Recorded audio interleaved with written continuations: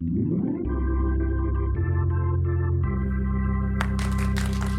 all you kids out there, welcome to 3 Feet High and Rising. How are you doing, contestants? I want to be on a game show so bad, it's unbelievable.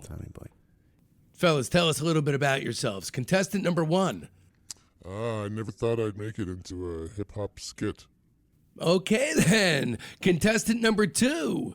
My favorite movie is Bloodsucking Freaks, and I want to win all the money. Okay, now that we've met our contestants, let's get to the game. I'm going to ask 4 questions, and you'll both try to answer them correctly. Okay, here we go. How many samples are there on De La Soul's first 2 albums? What semi-legendary 1960s band kick-started the sample wars and pissed all over the good time we were having back in the late 80s? Is Tommy Boy evil or just caught in the crossfire of the band's reckless early creative decision-making?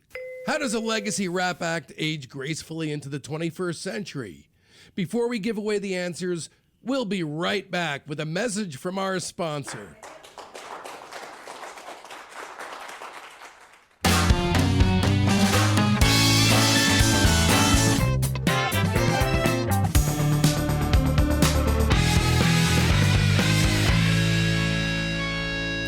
Welcome to Discograffiti, the podcast that gives Gen X music maniacs a chance to smell like teen spirit again by connecting with a brotherhood obsessed with rating the entire discography of every single artist and band that ever mattered. I'm your host, Dave Gebro, and with 3 new episodes each week, you'll gain a comprehensive knowledge of an act's history and output in the time it takes to listen to one album. In this episode, we'll be turning our spray cans on De La Soul, along with today's co-host Joe Kennedy, who co-wrote and played every single instrument on the brand new Lil Yachty track, The Black Seminole. In the next hour, we'll learn about all the crucial elements that producer Prince Paul brought to the table, the mid-60s pop band that set the sample wars in motion, and the rap album Mainstay that was invented and perfected on their debut. Not to mention Prince Paul's one-of-a-kind hip-hopera. That's right, you heard that correctly. Okay, first things first, you need to know just how seriously I take this craziness. Discograffiti is heavily researched, and the music is always reassessed with fresh ears. We don't just cover albums. We do a searingly honest deep dive analysis of all EPs, singles, comp tracks, relevant solo work, and sometimes bootlegs and live stuff. Every release is slapped with an objectively accurate star rating between 0 and 5, which allows us all, the real reason we do this, the Tootsie Pop reward at the center of the hip-hop lolly, to come face to face with the true shape of an artist's overall arc. Coming up, we've got our We Are Stardust, We Are Over series, which does a deep dive on the 4 least fortunate acts that played Woodstock. So don't miss out. Open up your listening app right now and click follow. And get ready to meet your new friends. They're all kicking it right now in our Facebook group, Discograffiti Soldiers of Sound. That's the best way to find out what's coming up on the show, but there's a hell of a lot more. You get recaps of the day in music history, great artist and track recommendations, polls that put you in the driver's seat on guest and show topic decisions, access to a thriving creative hub if you're looking for your next collaborator, and much, much more. So make sure you don't miss out. You can find the link to the Discograffiti Soldiers of Sound Facebook page right there in the show notes. And away we go then with Joe Kennedy as we rate the entire catalog of the great De La Soul.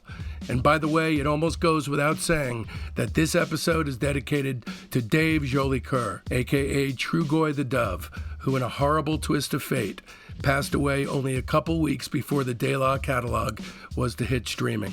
We're going to miss you, Dave. This one's for you. Tonight's episode of Discograffiti will be turning our spray cans on De La Soul. Right. Hip-hop's incorrectly labeled hippies, who then had to spend a lot of time shedding the hippie label, and then, had a spectacular run of records. And became streaming service anathema. Right. So Joe, I know, where you were growing up, which was in Florida, right? Yes, South Okay, Florida. so I was in Jersey, and my friends, we honestly were not incredibly hip hop centric, but at that point in the late '80s, early '90s, growing up as a 18-year-old, 19-year-old, De La Soul were it for me. I mean, that was the main thing hip hop wise for me. Yeah, I first heard them. I first heard 3 Feet and Rising, their first record. I worked at a record store in '88 and '89, so I was 16, 17 years old. So I kind of remember every record that came out in those years. What was the most specifically. popular thing in the cutout bin at that time? And I don't know about in the cutout bin, but the one record that was played in the store incessantly was that Edie Brickell jam. Okay, I like Little Miss S with a mini dress. The first living little it up Edie to Brickell die. joint. I still know every note The of that second thing. song is the only good song. There's also this Waterboys record that was out then that people were hella into at that record shop. That was I love on the a lot. idea that Paul Simon took her away from her career and snuffed out her candle of inspiration. That's what he was responsible for. But I do remember this record being a big deal at the time, and I remember it really not sounding like anything else, and really standing out as something different. I mean, it was the Wild West at that time, so you could pretty much do anything, get away with anything. You had the Hank Shockley cut-ups of Public Enemy. You had, basically James Brown's catalog being ransacked amongst Clintons as well, and Sly's. You had De La Soul. You had Beastie Boys. Everybody was grabbing and ripping wherever they could, and that didn't last for long. Yeah, De La Soul kind of beat everybody to the punch with the collage style of production. Public Enemy was doing it a bit, but they kind of would build up more of these sort of terrifying soundscapes, and it was a layering kind of thing. Where De La Soul's approach especially on the first 3 Prince Ball records, they were naked. It wasn't a blanket. It was a collage kind of more style. And they basically beat Paul's Boutique to the punch, to the point where when the Beastie Boys heard 3 Feet High and Rising, they thought they might have to scrap Paul's Boutique and start from scratch because they got kind of beaten to that. That I didn't know. Yeah, That's they got cool. kind of beaten to that punch on that. So yeah, that was definitely a Pet Sounds Revolver sort of a situation. First to the Zeitgeist wins the trophy. These guys came together in the Amityville area of Long Island in New York in 1988. So, for those who are unfamiliar with them, these guys at the time were the antidote to a pretty hardcore rap style that was happening. They were sort of the colorful, those really, really bright colored. It's an antidote. Well, to I that.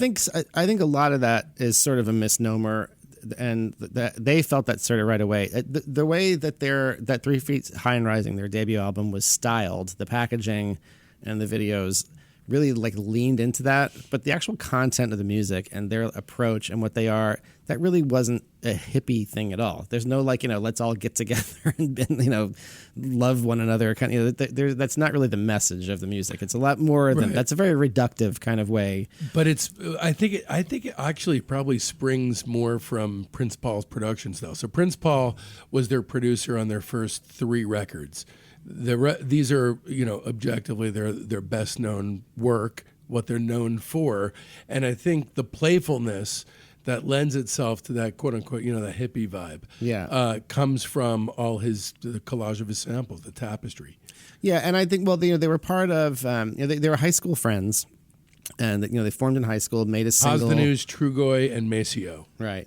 They made a single that kind of got noticed pretty quickly. They kind of rose up through the ranks fairly quickly, and they got Prince. And that was Plug Tunin'. Right, Plug Tunin'. That was their big breakthrough single. I think it came out as a 12-inch and kind of was a hit locally in New York City. And they were also part of a collective of rappers at the time, the Native Tongues Collective. The flagship artists were De La Soul and Tribe Called Quest, but then also the Jungle Brothers, Queen Latifah, right. Black Sheep. I mean, Lonely Love was another one in there. The Jungle Brothers were kind of the seminal artists there. They kind of made the first record, their debut record, Straight Out of the Jungle, is the first one that that kind of seems to coin that Native Tongues sort of sound. It has a kind of scruffy bedroom kind of quality to it. It has the sort of trademark heady lyrics.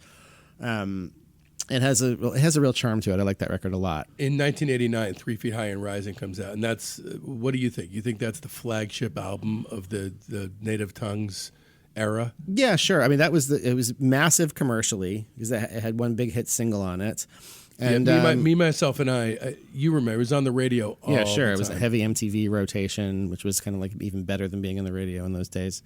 So yeah, they kind of achieved full saturation. I think they're still like teenagers when that song was. I think they were all like 19, maybe 20, when that song really took off and became. It was pretty a big massive hit. success right out of the gate, and then pretty quickly after that, they got slapped with a lawsuit. Yeah, this was the days where clearing samples was sort of a handshake agreement. You were supposed to still technically clear samples, but nobody really the legal part of clearing samples was still a little bit murky. There was not really an established kind of protocol. So on those early De La Soul albums, there's many dozens of samples. Some of them were in various states of being cleared or not cleared. They got permission for some. They got kind of handshake permission for others.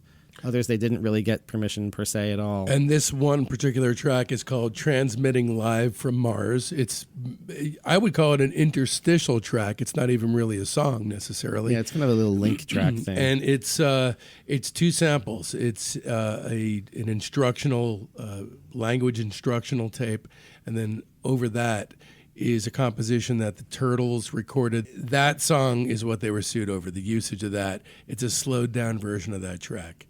Right. And that's why we can't have good things anymore.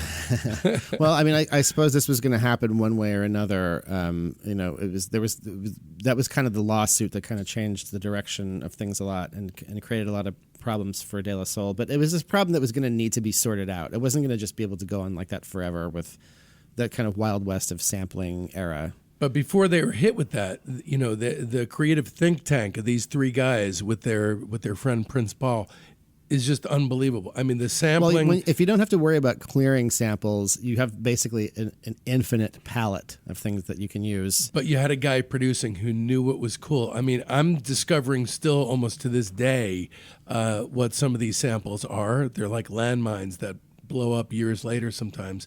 But you got, Hall & Oates, Steely Dan, the Turtles, Johnny Cash, instructional language stuff, Sly and the Family stuff. It's all over the map. Yeah. All over the map. So they were, So it was basically Flo and Eddie of the Turtles, their lawsuit. That was kind of the backbreaking lawsuit. On the one hand, some of the things they said at the time were kind of old farty. They were kind of like, sampling isn't creating music. It isn't, it's just stealing other people's work. I don't think they really got it. If they had maybe listened to this record and kind of tried to appreciate it. And the funny thing is, their song was a cover of somebody else's song. Right. It wasn't. It was the master that they owned, not the publishing on it. Right. But at the same time, I can see their argument. It's like you should probably try to clear a sample. You should probably, before you take something off somebody's record, you should probably try to make sure that they're cool with it, or Well, I just wish they knew that eventually that music was going to be free, so it wouldn't matter. You might as well just make great records. Now, also in their defense, Flo and Eddie were two of the most screwed over musicians by the industry. That's why they're called Flo and Eddie and not Mark Volman and Howard Kalin. They lost the rights to use their own names. Oh, okay. As the Turtles dissolved, so they had gotten very badly screwed over. This was not their first lawsuit. Okay, all right. So now I'm conflicted, but in any sense, the music on the record on 3 Feet High and Rising is simply unreal. I mean, there's almost nothing on it that isn't like staggeringly incredible. Right from the get go, the reason why we opened the show with a skit is the first skit that was ever on a hip hop record is at the head of this record. That's right. They invented the hip hop skit. And it was a game show. For better or worse. That's right. That's right. And still to this day, I have not heard better skits than De La Soul skits. Yeah, they really worked them into the records. Mainly this one and the next one. Yeah, in a very organic way that's kind of key to the sequencing of the records. But right off the bat, as soon as Magic Number hits with the descending bass line and the drums going batshit crazy. Do you know what the drums are from? What is that from? It's The Crunge by Led Zeppelin. Right. Oh, yeah. Yeah. Yeah, that makes total sense. Yeah. Okay. Yeah, the song is amazing. The songs keep coming. You got, Joe, take it from here. Well, I like to talk for a second about their process. So this is also at a time when they did this record for a very low budget. They had not very fancy samplers. And one of the ways they got around matching tempo and key of certain samples, that's one of the problems if you're sampling, is that if you're layering a sample on top of another sample, they're not necessarily in the same key. Don't you just speed it up or slow it down? You speed up and slow it down, but now it's sped up. Now it may not sound like how it sounded originally. Yeah, yeah, exactly. So they got around this they had one key piece of gear. They had an eventide harmonizer, which was kind of like it was a pitch shifter, pretty sophisticated for its time. People still use them today. But that allowed them to they used that in a very creative way to mix and match samples. So you can change with a harmonizer like that, you can change the pitch of a sample without changing the tempo. So if you want the I Can't Go for that sample, if you want it at the same tempo but the key doesn't work, you don't have to speed it up. You just change the pitch. So they use that in a very clever way, and they use that to get around a lot of problems that early sampling faced. Nowadays you just do it all on a computer, and it's very easy. But it was kind of a painstaking job to get samples like this to line up and be in key and things like that. And you had super cool samples, like on "Say No Go," they sample Sly and the Family Stone, but it's not Everyday People or something that people would know. It's Crossword Puzzle, right? Which is an obscure song from High on You. Yeah, they're also. It's not the records aren't just. It's the crate digging culture of the time is also. Prince Paul's a master crate digger. All of them really. I think they were all and the three guys. Change and well. Speak. You had Simon's Bra. Yeah, which is an amazing song. Yeah, and it's something I discovered decades later. Yeah, this is a masterpiece crate digging record. It really is. I mean, and seriously, everything is incredible on it. Tread Water, Plug Tunin', Buddy, Me, Myself, and I, the single, obviously. I Can Do Anything, Daisy Age. There's really not a bad song on the whole there's a thing. lot of content on the album. It's very dense. There's a lot of surprises in it. It's a rewarding repeat listens kind of album for sure. There's kind of always a new thing you're discovering in it, even many years later. Still, I feel that way. It's an instant classic. When it came out, I knew I'd be listening to it and talking about it decades later. Definite 5 stars. Yeah, this is a clear 5-star albums, 5-star record, and as of right now, it had been out of the culture for so many years. When music kind of switched over to the streaming model, it was unavailable because all those samples now that because streaming is a new format, it was a gray area. They unwittingly fucked themselves. Yeah, it was gray area whatever clearances they had gotten for CD when it initially came out. It was unclear if all of those were going to pertain also to the streaming platform. Is it technically a new platform or? So it was in a gray area, and I think it was Warner. Tommy Boy, their label, was distributed through Warner, and I think Warner didn't really want to open the can of worms. Okay, so moving forward, a couple years later, they released an album called De La Soul is Dead, and on the cover of the album is a spilt pot of daisies with soil on the ground, and so right off the bat, that's negation. Which, in the spirit of Sly and the Family Stone's riot, there's a riot going on. It seemed like immediately, okay, this is not only a great band, this is a very interesting band. Yeah, I mean, the De La Soul, the 3 members of De La Soul, they're very much to me like they are always being themselves. They're not like huge, larger than life personalities. They're not like, they're just kind of regular guys. And they don't really take a stance of being like a character or some sort of larger than life thing. They're just kind of like it just comes across very natural who they are. They're secure in their own skin. They're not they're not like big into boasting or they're kind of a reaction. I feel like I think that's the part of hip hop they're reacting against. I feel like they get less secure as their career goes on. Yeah, I mean more at this stage of their career. At this stage, they're in total command. And what's always interesting to me is when a band starts with a sort of twist of the kaleidoscope on their own perspective of who they are as a band. Yeah. That's very interesting when it happens album by album by album. I also think the hippie thing, I kind of alluded to it before. It got to be a drag for them real fast. It did not take long for that immediately. Yeah. And it was really nothing that came from their music so much. It was from the art direction mostly. Exactly. It's from the way they were styled. Yeah. And they famously played on Arsenio Hall at the time.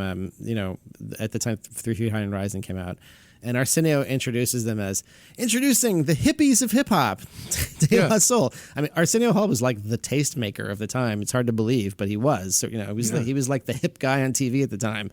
So I think it just got extremely annoying and reductive to them. It is very reductive. They started getting treated like personally, like they were pushovers.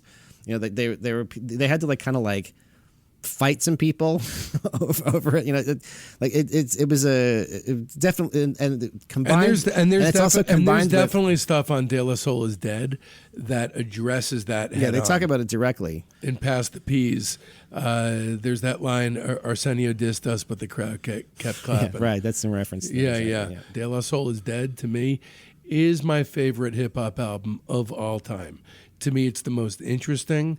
The samples are so on point; it's absolutely ridiculous. There's some songs that are just such a celebration of musical culture. I don't see it as theft or even appropriation. It's a celebration. It's a very long album. It's definitely overlong, but I don't even care. The sprawl, it's kind of like the White Album. It just wouldn't be the same if you made it a single album, even though you're cutting away some of the dross. But I'll tell you what I love about it. It feels like it's one of those records where it feels like you're going to a universe somewhere. Like it exists in its own kind of space, in its own kind of temporal sort of space. And it just feels like you're kind of in a neighborhood walking around, eavesdropping on conversation. There's a kind of slice of life quality to it. That is really so much fun. Yeah, it's very immersive. It's the sort of so slice much of life sort of style. Let's talk about the highlights. Okay, so first of all, the intro, the skit. I still use the word cocksnot all these years later. The skit is the best skit in hip hop history, I believe.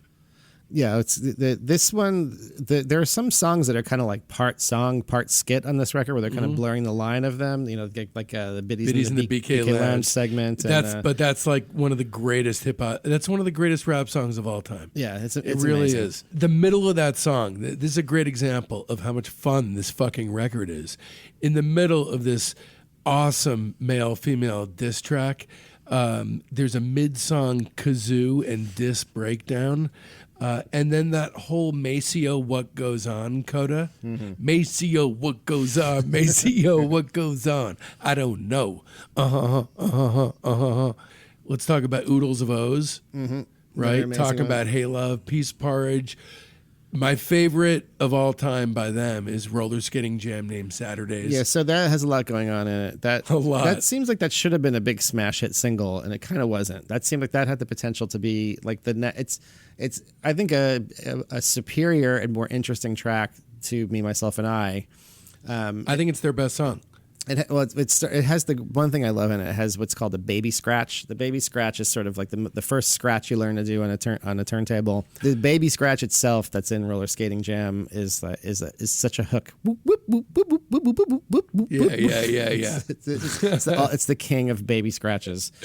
That song is so incredible. It really is. And it is top heavy. I mean, the first half of the record is just loaded with classics. The other thing that seems, before we get off that track, the other thing that seems like complete alchemy to me, then I don't even know how they managed to pull it off, but the main loop section of Roller Skating Jam called Saturdays it's made of two samples that fit together just like such a perfect glove. It's the drum loop is from a Tower of Power record, and the kind of Fender Rhodes loop that goes with it. It's just hard to imagine that those came from two different sources because they fit together like so beautifully, so perfectly. But that's from a tune called Evil Vibrations by something called the Mighty Riders. Never even heard of it. It's just such a thing of beauty the way they work together, and the kind of magic that a master crate digger can create by finding those things that work well together. To me, it all peaks here. I mean, when this came out, it was the only thing I listened to. I still listen to it. It's, right, it's 30 years later, still listening to it, still thinking it's amazing, and still it's vibe and it's, the feel of it is, to me, unique in hip-hop history. Yeah. There's one other tune I just have to mention because I love it so much, which is Afro Connections at a High Five in the Eye of the Hoodlum. It's their send-up of gangster rap, and it's just right on the money. It's very funny. Paz's verse in that is just a tour de force. Really, Mace even gets in on the action on this one. Mace, it's the two MCs are generally Paz the Noose and Trugoy the Dove, later known as Dave, which, by the way, is the best MC name of all time. Dave. Yeah. And it goes to show you that he chose the name Dave as his MC name is that they're very comfortable with who they are. They're not trying to be anything else other than who they are. I love that he's just Dave. That's I love that I'm just Dave. For this one, I'm not that impressed that you're just Dave. You're such a prick. All right. But Afro Connections, Mace is the turntablist of the band, and he's a very skilled turntablist. He's kind of he doesn't get his due sometimes, but very deft on the turntables, and but he gets a nice verse in on Afro Connections as well. This one, unquestionably 5 stars, and this gets my Best Album award. There's no question about it. This is a 5-star record. Yeah, easy 5 stars for me too. Hey lads and ladies, Dave Gebrow here. I abandoned my career and moved my family 3,000 miles to be able to focus exclusively on Discograffiti. And so if you're like me and enough is just never enough, then please visit patreon.com/Discograffiti and become one of our Patreon soldiers of sound. Discograffiti is an entirely listener-supported show, and it's also intended to be a 3 times a week music deep dive experience. So do us both a favor and consider giving it a shot. Trust me, I'm working hard for the money, so hard for it, honey. There's the main show on Saturday, a Monday wildcard episode in which the plunge deepens even further, which is either an interview with that week's guest or an offshoot show like Rock Cousteau and Queasy Listening. And then on Wednesdays, there's the humdinger of them all, Discograffiti's The Private Press with Paul Major. You got nothing to lose. If you don't dig it after a month, you're refunded, no questions asked. Once again, that's patreon.com/Discograffiti. So in 1993, we have Balloon Mind State, which is the last record that they did with Prince Paul, the producer. So this kind of marks, the end of an era. So this is 48 minutes long as opposed to 73 minutes long, which is what De La Soul is Dead was. And it has a very different vibe to it. It's got a thick, dense vibe, which for me is very pleasing to be ensconced in. In their catalog, it's got a unique feel to it. Yeah. So De La Soul is Dead was not a commercial smash. It was sort of like, I think it was viewed as a disappointment commercially, kind of much like Paul's Boutique, where it's a record that's looked on now as a timeless classic, but it wasn't really appreciated that way at the time. It was a dud. Yeah. Paul's Boutique was a failure. So Balloon Mind State, when that comes out, it's in that sort of context where they've sort of had the debut album, Breakthrough Smash, the second album, the even headier concept album, doesn't do as well. So Balloon Mind State's the third. They were almost seen as like has-been-y at the time. I remember Balloon Mind State came out, there was no excitement behind it. Right, that's true. None. So, but I mean, looking over the track list, I mean, you got Eye Patch, Patty Duke. These are amazing songs. I Be Blowin'. Now we're entering into jazz territory. Yeah. The Balloon Mind State is more conventional song oriented. It's not like the kind of like hallucinogenic world that you go into like the first 2 records. It's more of like a kind of a sequence of songs. But I feel like those songs, the couple bits in the middle, the Maceo Parker thing and Long Island Wildin', which is a Japanese rap group doing a freestyle. And then it segues into a live tape of the old school rapper Busy Bee. And then it kicks into kind of the next segment of the record. It seems like that kind of those are kind of essential little like link pieces. And then the back part of the record has this really dense, knotty vibe to it. I Am, I Be, which is a continuation of the jazz that they're mixing into the stew on I Be Blowin'. In the Woods is great. Break of Dawn has an amazing was the lead single. smoky, it's got a great Smoky Quiet Storm sample Yeah, to it's it. a Michael Jackson flip in that too. That's one of their best songs. It's a great single, friggin' great hip hop awesome. single. Just Yeah. a sort of like And Ego Trippin'. Ego Trippin' Yeah. Part 2 is awesome. This is a great record, very unfairly overlooked. There's really nothing that I would even skip on this. To me, it's on the same level as the first two. they're not really chasing the trends. I think they're just kind of happy to be who they are, and it feels like a very free kind of album where they're not really. It feels like the creative think tank is overflowing with ideas still. Yeah, I got to give one. There's one line in the song "In the Woods." It's kind of deep in the record, that song, but it has sort of the line that kind of sums up where they're coming from more than anything else, which is "Fuck being hard, pasta noose is complicated." I love it. Yeah, I mean, would you rather be complicated than be like, At hard? Yeah. At the time when I I remember, know I'm much more complicated than I am hard. Yeah, I like to think that I'm hard, but mainly that comes from just being complicated. But at the time, I was driving across country, my very first cross country trip, and I was in Phoenix, Arizona. And the day that Balloon Mainstay came out, I was so excited. I went to the record store and bought the cassette of it, and I'll always associate it with that time. That's right, we're old. You're very old. All right, I give it an unquestionable 5 stars. I gave this 4.5 because I feel like it's just a slight notch behind the first two, but 4.5 is still pretty damn good. You're a very critical human being. Well, we'll see about that. Okay. So this is kind of the end of their classic era.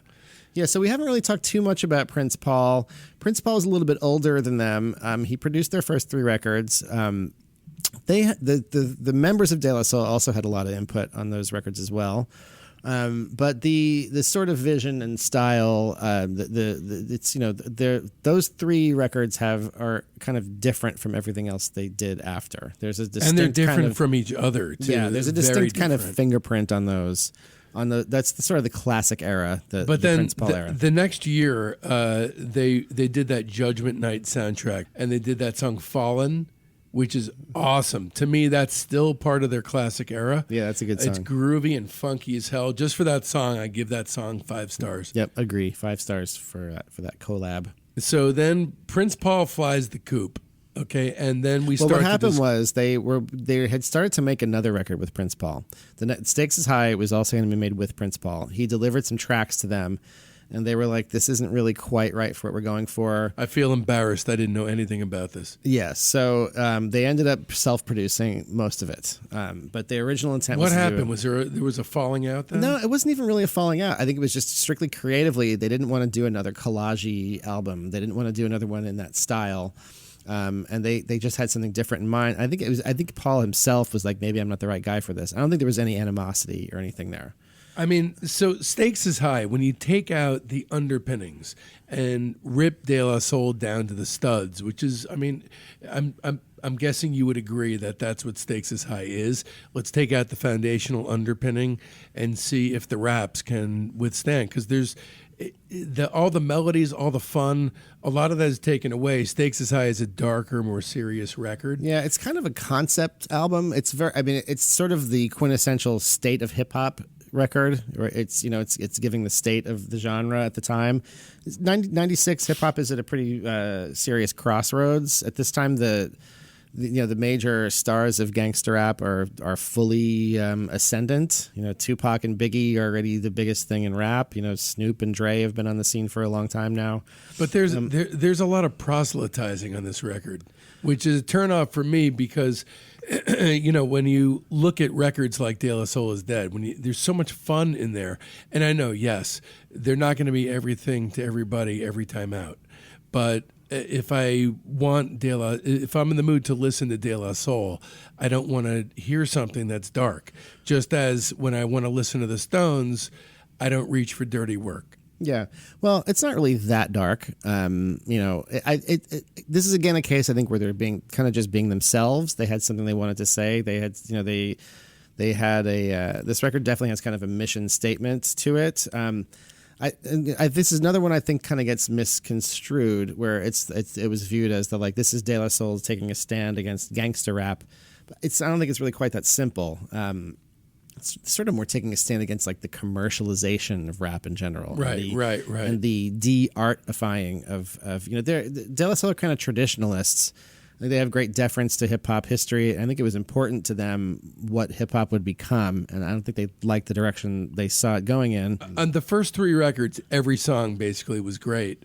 On this record, there's only 4 that I saw. I mean, unless you could think of any others. Supa MCs is amazing. Long Island Degrees is awesome. It's So Easy, Hot is awesome. And Sunshine is awesome. Those 4 will be on the discography.com De La Soul playlist. I'm a big fan of the title track of the song Stakes is High.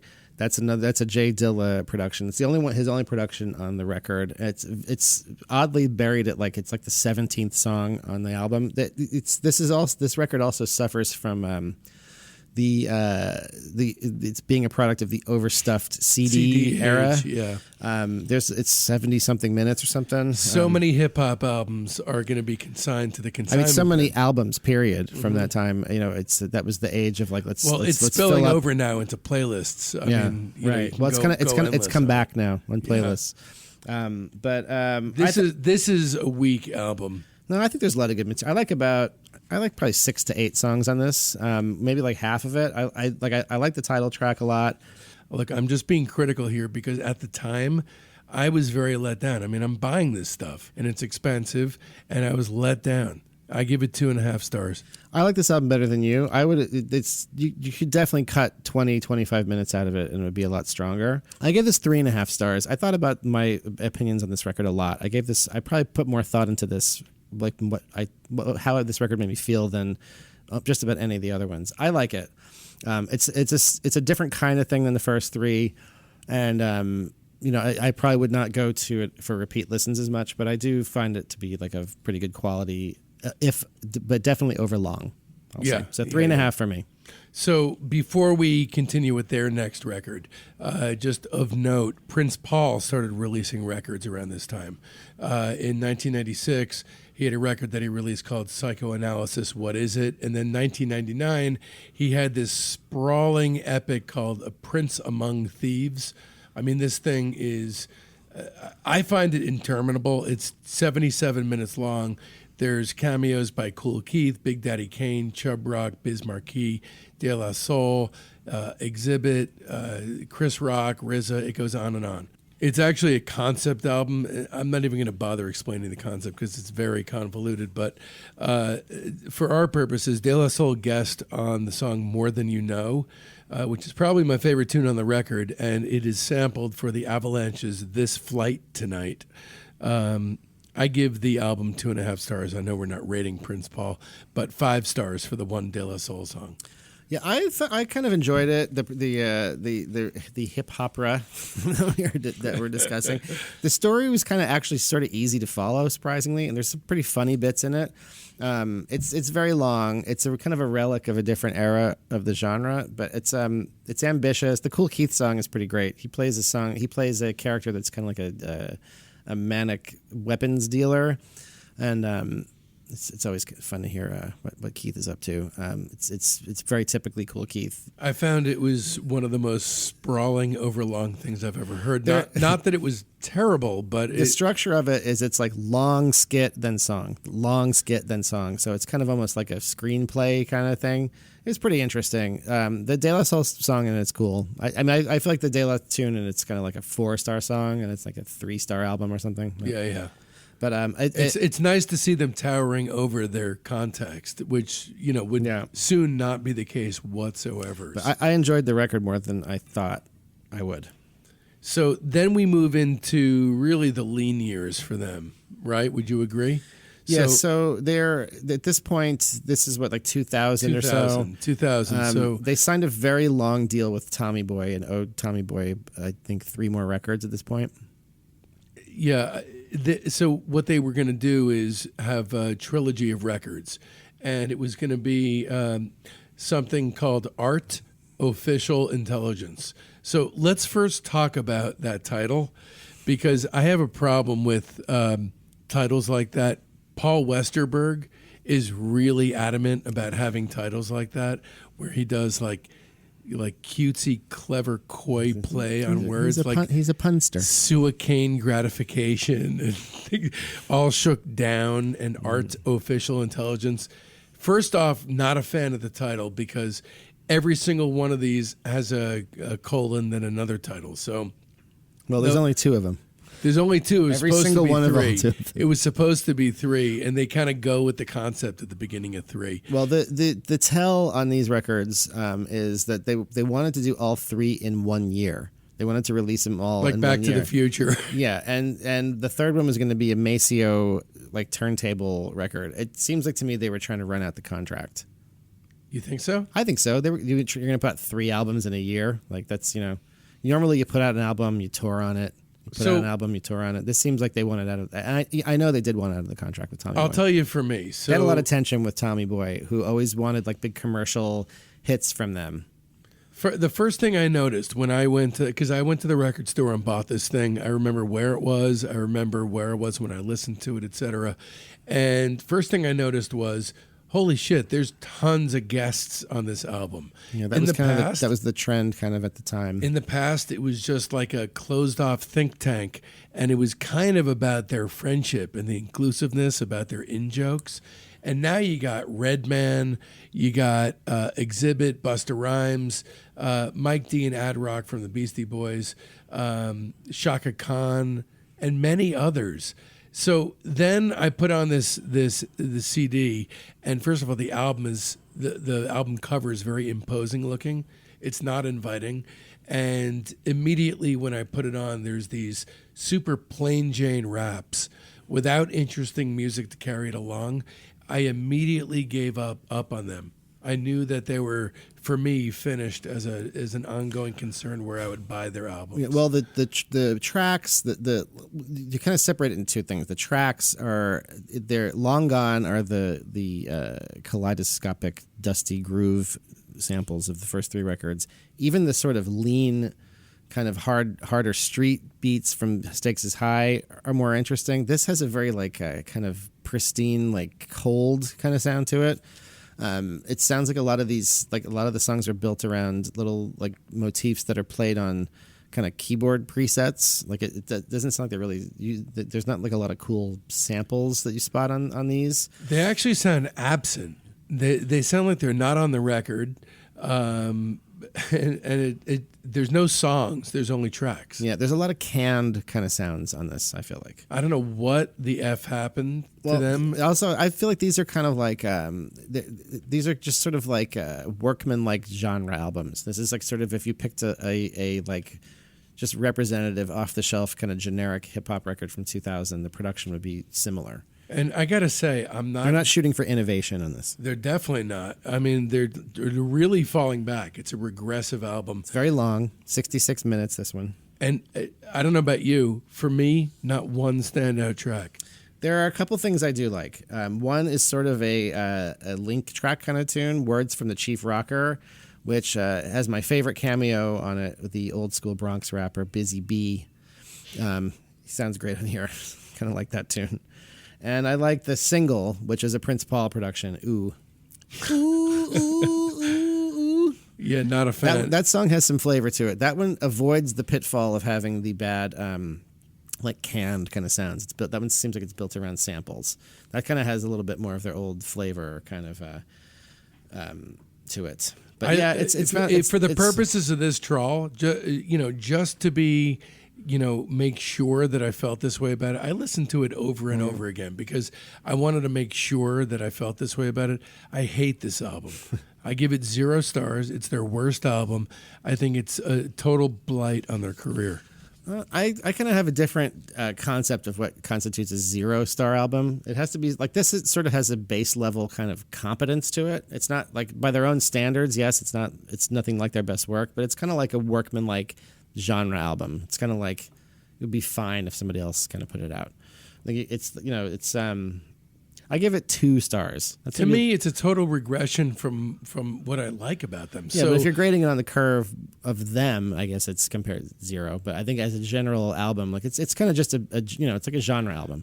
There's also there's another, if you're a J Dilla completist, that's one of the other highlights, although it's not really even a very great song. Through Your City kind of has it's kind of has like an off-kilter sort of Dilla beat to it. Okay, so moving on to the next year, they farted out a sequel to that record. It was made at the same time also. They were kind of making all this stuff at the same time. So it was a Back to the Future 1, 2, and 3 deal. Yeah. And this one is, would you say Back to the Future 2? I would say Back to the Future 2.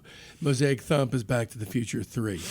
Okay, so there's not a whole lot of difference between these two to me. They were working on them at the same time. It's a little better. You could kind of put them in shuffle, and you wouldn't notice when one came on or the other, really. Here's the difference to me. There's not one thing that I would pull out of Mosaic Thump to put on discography.com on the playlist. And Bionics, the sequel, has a few things that I would put in there.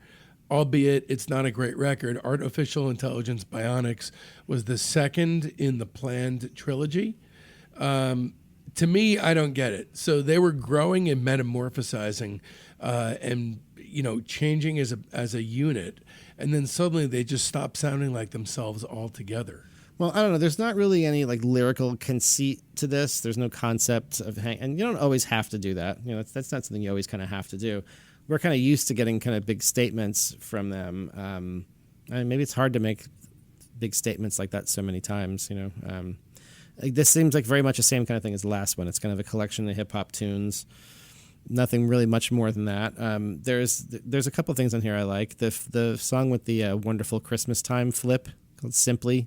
Simply is great. That kind of has a fun, goofy kind of. Simply is really cool. That's like the one. Wonderful Christmas Time is the most exquisitely annoying song ever, but they make it kind of sound appealing. And then the song after Simply is an interstitial track called Simply Havin', right? And that's great. So you'll find both of those on the playlist for sure at discography.com. There's also kind of a cool oddball novelty track, Peer Pressure. That is also a J Dilla production, and the song, it's basically Be Real from Cypress Hill peer pressuring our heroes, our De La heroes, into smoking weed. It sounds like they're in the control room smoking weed while their guest stars are running the show. Yeah. That's really what it sounds like. I do kind of like that one. I mean, it's kind of a bland party record, but it's not as offensive to me as the Mosaic Thump. I would give this one 1.5 stars. I also gave this 2, the same as I gave Mosaic Thump. I find them kind of indistinguishable. So that really was the Sahara for them. They kind of come out of the Sahara, but now they're kind of this is like an outcome potential for a unit that continues staying together, producing music after they've had crazy high creative career peaks. Yeah. It's like if the Beatles stayed together throughout the 70s and 80s. So, now it's 2004. Instead of releasing the third in the trilogy, it's an album called The Grind Date. Yeah, this was not from the same sessions. They had scrapped the proposed third album in the Artificial series. That was going to be the Maceo Turntablist album. And then they set out making this one that it was going to be part 3 of Artificial Intelligence. But I think when they got into it, I think they realized they had something a little different. This is a pretty good comeback, I think. It's a good record. It's a notably brisker and leaner work than their previous albums. Lighter guest appearances, a total of 4 guest MCs, and unlike every De La Soul album before it, there's no skits. Yeah, this one might not be a home run, but it's a solid double off the wall. I think it starts off, the first 2/3 of it are really strong, and then it kind of tails off to me. But I like almost everything that's on the upfront part of the record. You and I agree on the standout track. It's the Ghostface track. That's He great. Comes. Yeah, it's great. I mean, Ghostface is one of my favorite MCs of all time. If I ever met Ghostface, I would probably just like break down in tears. I find him like endlessly awesome and inspiring. He's great on this. RZA. I met Raekwon once. I was pretty intimidated. I wanted to tell him how much I love him, but what do you say? I couldn't What do you really. say? I just was like, I just kind of waved and was like, "Nice to meet you." I was dying inside. So this is actually their last official album for 13 years. Yeah, this has some cool samples on it. It has a sample from Tales from Topographic Oceans. Did you know that? Does it really? No, I didn't know that. So the title track, The Grind Date, is based mostly around a sample from Tales, the unlistenable Yes album, Tales from Topographic Oceans. Okay, it just gained a half a star for that. Yeah, you can hear John Anderson's voice very clearly. La da da da da, la da da da. Nice, I got to go back. And then there's another song, Verbal Clap. It's a Jay Dilla track that samples The Six Wives of Henry VIII by Rick Wakeman. It samples the synth off of that, and that is also just a really good, weird, oddball.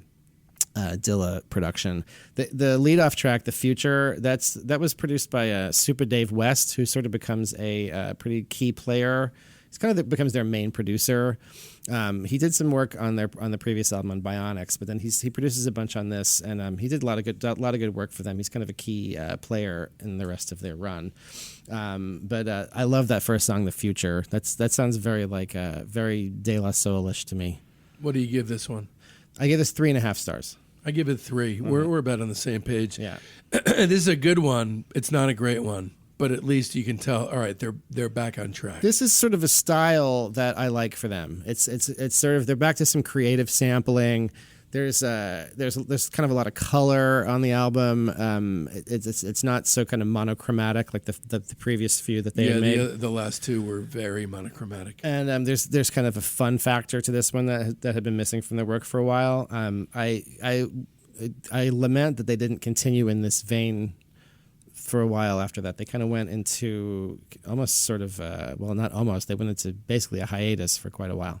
They did, but they were still producing music. They're still making stuff, yeah. And one of their biggest hits came that next year. Right, you have, right. They guested on the Gorillaz' "Feel Good Inc." Which was a massive hit. Honestly, not my cup of tea, but it was a massive hit. I'm happy for them. I give that song 2 stars. Also, not kind of really my thing. I listened to it again. I hadn't heard it in quite a while, and I was like, oh yeah, this ain't bad. That's more like a 3-star kind of thing for me. But yeah, in general, not really my kind of. It's sort of like a song you'd hear on K-Rock or something, kind of like a rock radio song.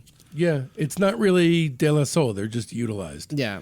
And then in 2006, you have an album called The Impossible Mission TV Series Part 1, which is one of the most heavily labored titles that ever was. It's an album of unreleased material. It's odds and sods. Odds and sods. It dates back to De La Soul is Dead. If you're using art official intelligence as a sliding scale criteria, it's a classic. But otherwise, it's kind of just a serviceable smattering of tossed off raps. There's nothing that really stands out here. Nothing on the playlist. For diehards only, 2.5 stars. Well, there are 3 tracks on this that may be of interest to you. They are outtakes from the classic era. They're all called. It's the What the Fuck series. There's What the Fuck 1, What the Fuck 2, and What the Fuck 3. One of them is De La Soul is Dead era that heavily samples Soul Man. Another one's from Balloon Mind State era. Those are, if you're huge fans of those records, like we are, those are kind of worth giving a spin. I think probably aren't going to make the cut of the playlist. I might put What the Fuck 2 on the playlist. Hey, you know what? If you want it on, it's on. I might have to veto you. You have it in. Right. It's okay. You don't have to veto me. All right, okay. If you want it in, it's in. All right, so then 3 years go by after a fucking album of outtakes. By the way, I give that one 2.5. 2.5? Yeah. Me too. Okay. We're right on point there. Yeah. So 3 years go by. Then they release a mixtape called Are You In? Do you understand the title, the pun? Yeah. Are You In? Yeah, I know. Okay. Are You In? ? Nike plus original run. Now we're getting into an era of very heavily overlabored titles. But this is an iTunes exclusive mixtape that's supposed to be just like one track for running. So I was a runner for a while. And I got to say, the thing about Are You In is that it picks up about 12 minutes in. But the first 12 minutes, it's a slow burn. And then at 19 minutes, it really kicks in. I've run 3 marathons. 19 minutes in is about the first time I can imagine running to this music that they've made. Then at 21 minutes, it kicks into this scathing scissor lock groove that transitions back and forth with a cosmic jazz guitar breakdown. Yeah, that shit's amazing. Yeah, I acquired this album to listen to for this podcast in a format that had the tracks broken up. So nice. That one is called Pick Up the Pace, and that one is really pretty dope. So that's probably what we if there's a way to put that one on the playlist, that's worth. We got to put this on the playlist because the second half of Are You In is amazing. Yeah, it's that song in particular is kind of a new sound for them. It's kind of this blown out, distorted kind of thing. That one's very cool. The rest of the record is, kind of like you were saying, it has kind of a rough quality to it. It's kind of has an unfinished kind of mixtape thing to it. I like that one, and there's another one on mine, the one that had the tracks broken up. It's called We O.D. It's kind of like a robotic funk sort of thing. There's some cool stuff. You're right, in the back end of that. You got to be patient with this one, but the gems will reveal themselves to you. It's worth the listen. Yeah, I mean these are records that I had no idea existed. Until they were flying under the radar until for we did many this. years. Until we did the research for this episode, I was not really aware that they were still even working in that period. Yeah. They had an album of unreleased material, and then 3 years later a mixtape. So, then next year they did another song with the Gorillaz that was not as huge, but in my opinion much better, called Super Fast Jellyfish. It's kind of more loose-limbed and just more fun than Feel Good Inc. It has a great, awesome, sunshiny chorus to it. This one I give 5 stars. I love this song. That's a good song. I gave it 4, but yeah, it's good. All right, so 2 years later, there's an album called Plug 1 and Plug 2 Present ... First Serve. Again, with the overlabored titles. Hey, they're paring it back a little. Just a tiny bit. So this is... Plug 1 and Plug 2, we have not mentioned, are the alter ego or the nom de rap of Dave and Paz de News. Well, other order. I think Paz de News is Plug 1, right? I think so. Dave is Plug 2. I think so, yes. So this is in collaboration with a French DJ duo called Chocolate and Khalid. Also Maceo, not on this one. This is a concept album as well, and they're playing other rappers, often quoting De La Soul as an influence, describing De La Soul from a distance. It's weird. It's a kind of a weird side project. There's a couple decent tracks on it, but it is the opposite of a major work. Yeah, this feels pretty low stakes. It has a sort of it's long. It's 68 minutes.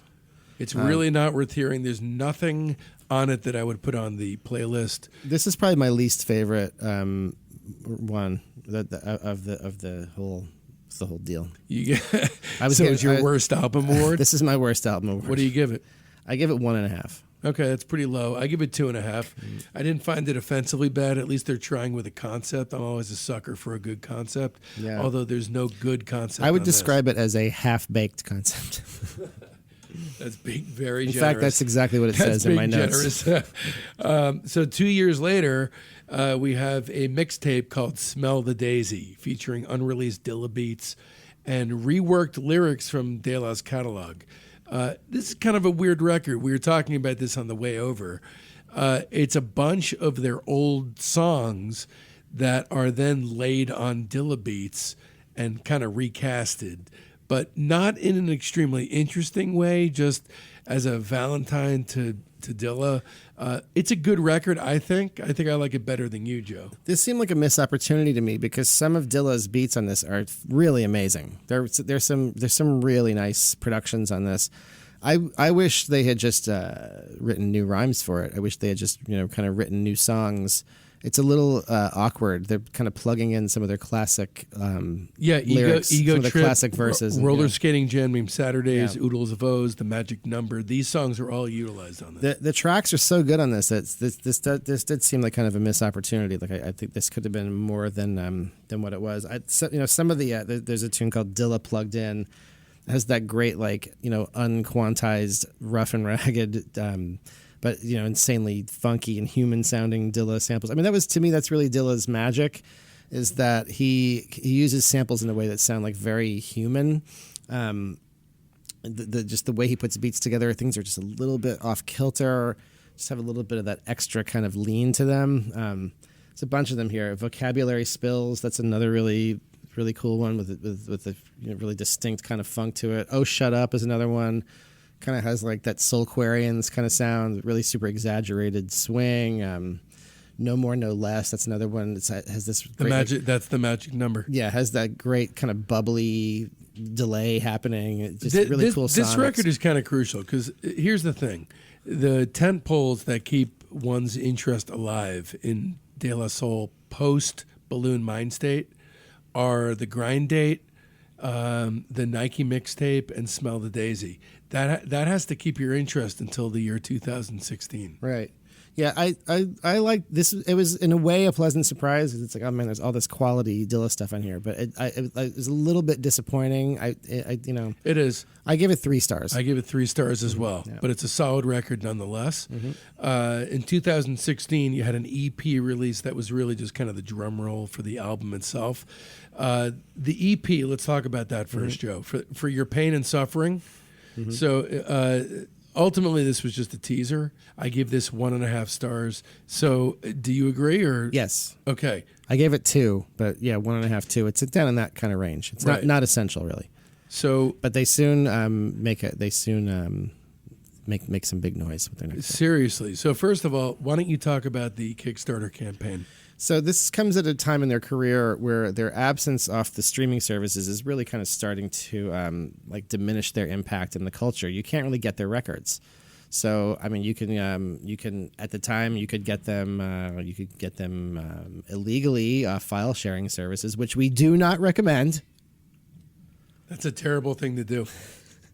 But so they, I think they were still touring, but it was the just not being able to really. Have you ever seen them live? I have not. I did. I've never seen in them 1996. I saw them at the Tibetan Freedom Festival. Stakes is High. Oh, wait a minute! I was there with you, so I must have made quite an impression on me. Anyway, so yeah, they're kind of at it's like their legacy is kind of starting to fade away because streaming is becoming the thing that's how young people are listening to music. That's how people in general are listening to music. And they're not, the classic albums are not on the streaming services. And also, there's not any kind of reverence toward the history, toward cultural history in this generation. Right. So they really do fade away. Yeah. So they started a Kickstarter to make their next record. And they raised, I don't know, something like $135,000 in a week. And then by the end of the Kickstarter project, they had raised a whopping $600,000. That's nuts. So let me tell you, nobody's at this time is going to be giving. That's like the Chinese democracy of hip hop. Nobody is giving anybody $600,000 to make records anymore. I mean, I don't know, maybe like Taylor Swift gets like $600,000. That's a eye popping budget. So I don't think when she travels out into the woods to hang out with Aaron Dessner that she gets that kind of money. So they raised all the money. They spent quite a lot of time making it, and it's very lush. They spent a lot of it on lush string arrangements, beautiful horns, very full instrumentation. This is a different kind of record from them. This was done mostly as a full band project. Everything on this album is fucking amazing, which is crazy because it has been 23 years since they've made a great album at this point. Yeah, well, that's the thing is they really fully pull it off. So they're in a totally new format, working with live musicians mostly. Some of the musicians on this record are friends and colleagues of mine. The bass player is kind of Kaveh Rastegar. Worked with Kaveh in a bunch of different projects, and he's like an old friend. He's a very key player on this. Plays some great bass lines. Percussionist Davey Chegwidden. I've worked with Davey a bunch. Josh Lopez, guitar player. We played together in Macy Gray's band. It's still playful, like their classic records. It's like their most playful record since Balloon Mind State. Yep. But there's also seriousness underpinning it. It's a very mature work. Yeah, I'd like to quote. There's a spoken word thing that that comes at the head of the record, and I just want to quote one part of it. When do you think it's time to love something the most? When it's successful? It's when it's reached its lowest and you don't believe in it anymore. It's when nobody cares. That's right, nobody. So they're addressing their absence of an audience. Mm-hmm. They're connecting with the fact that they've been out in the Sahara for a long time. On the one hand, yes, they were kind of out in the wilderness. They had kind of been forgotten, but then they go to do this project and they raise all that money. So there are people that want to hear them.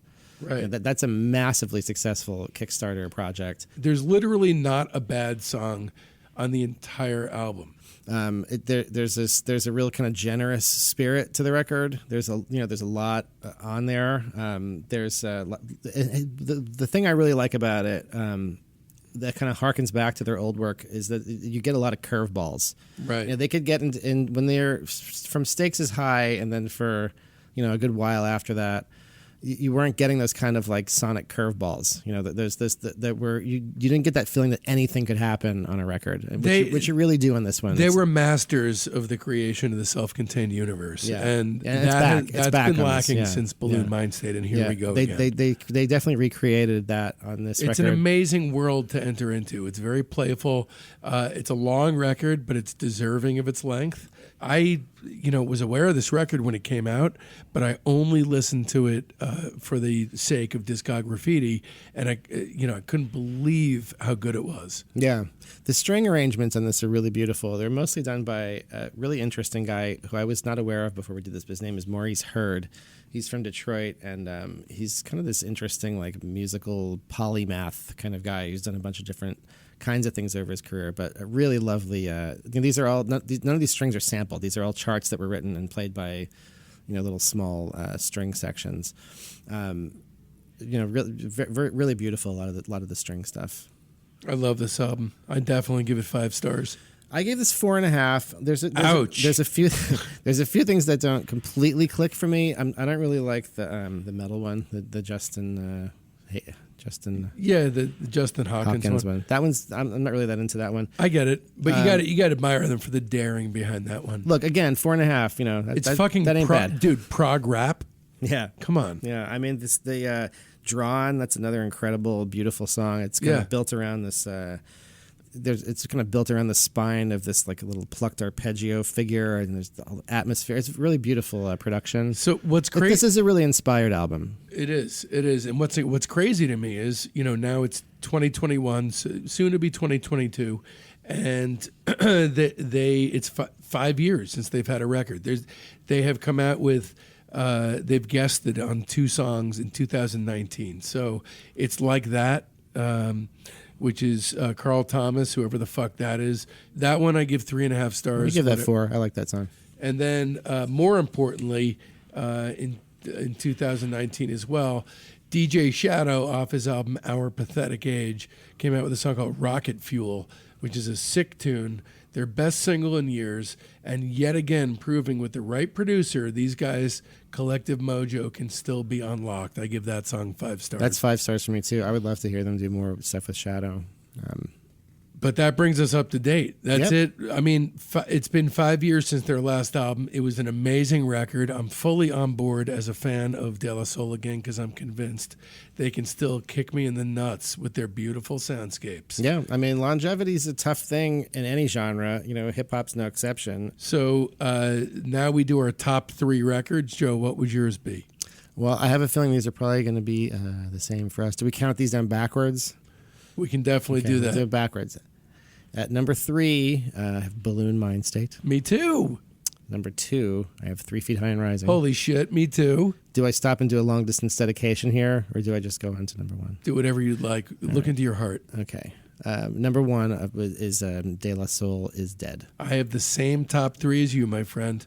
What's your least favorite record? It's that plug 1, plug 2 thing, right? Yeah, I mean, yes, I'd say that one I scored the lowest, and I had the least amount of good time listening to.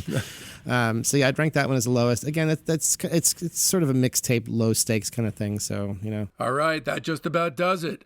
A heartfelt Discograffiti thanks goes out to our graphic designer, Todd Zimmer, my beautiful wife and son, Jen and Mason, my co-host, Joe Kennedy, De La Soul, my incredibly loyal fans, and especially the entire Patreon community. I love you, and this show just would not exist without you. But wait just a minute. This is just the entrance to the rabbit hole. Join us as we descend ever further down, down, down on this deep dive. Subscribe to our Patreon and keep your ears peeled throughout the week, because this Monday brings another incredible Patreon-only episode of Rock Cousteau, wherein our Buried Treasure series exhumes another brilliantly playful psych rap album, Edan's Beauty and the Beat. And then there's this Wednesday's Discograffiti's The Private Press with Paul Major, wherein we'll be covering the recently solved 50-year mystery that is the wild-eyed candy psych of the Constant Sound. These 3 shows are entirely listener-supported, and I offer a full, no-questions-asked money-back guarantee. So if you dug this episode, you don't have an excuse. Check it out right this second. That's patreon.com/discograffiti.